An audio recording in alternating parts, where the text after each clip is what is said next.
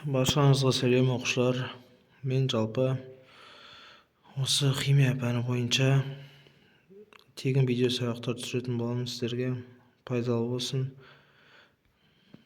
Жалпы бірінші сабақ бізде оқушылар химия пәніне кіріспе. Яғни химия бұл бізде заттар мен олардың өзгерістерін зерттейтін ғылым саласы. Яғни өмірде кездесетін барлық заттарды химия зерттейді десек те болады. Адам химия арқылы айналаны өзін танып біле алады. Яғни осы жерде ойымызға біз Ломоносовтың сөзі түседі. Қайда қарасақ та, қайда көз жүгіртсек те көретініміз химияның ғажайыптары. Яғни бізде химия бұл заттар мен олардың өзгерістерін зерттейтін ғылым.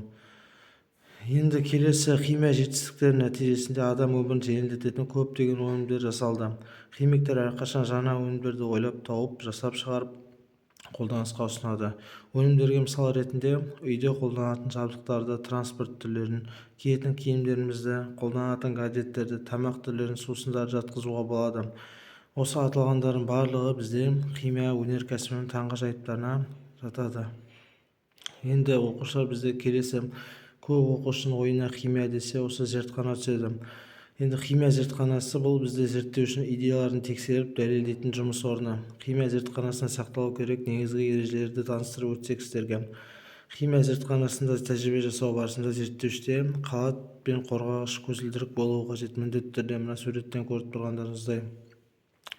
Бірінші сурет бізде конустық құты, келесі жалпақ түпті құты, үшінші тұрған бізде өлшеуіш цилиндр, төртінші бізде химиялық стакан, бесінші тұрған құйғы, алтыншы тұрған бізде Петри табақшасы, жетінші тұрған сынауық және сегізінші тұрған бұл бізде сынауық сөресі.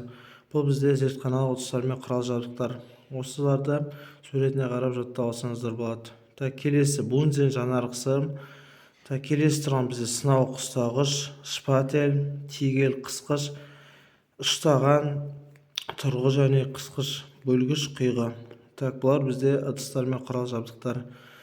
Форпор үркіш, яғни суретін жаттап алыңыздар оқушылар міндетті түрде. Бұлар міндетті түрде бізге керек болады. Келесі парпор тигелі, буландырғыш ыдыс, асбесті сым торы, биуретка және термометрлер көрсетілген. Және кабинетте осындай қауіпсіздік белгілері, ескерту белгілері бізде міндетті түрде көрсетіледі. Бірінші белгі бұл бізде скелеттің басы тұрған улы деген сөз. Келесі адамның мойнымен тұрған. Мен де қазір сабақтарды ұялы телефонға түсіріп отқасын жазатын, яғни бояп көрсету мүмкіндік жоқ.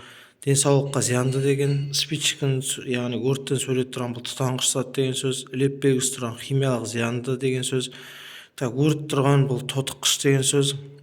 Келесі газ баллоны, жарылғыш, қоршаған ортаға зиянды және күйдіргіш. Бұл бізде қауіпсіздік ескерту белгілері. Осы белгілерді міндетті түрде жаттап алу керек. Енді сіздерге тапсырма оқушылар. Бұл бізде химия деген қандай ғылым? Сол сұраққа жауап береміз. Неліктен химия басқа ғылымдардан ерекшеленеді? Айналаңыздағы заттардың бірнешеуінің химиялық құрамын анықтап талдаңыз.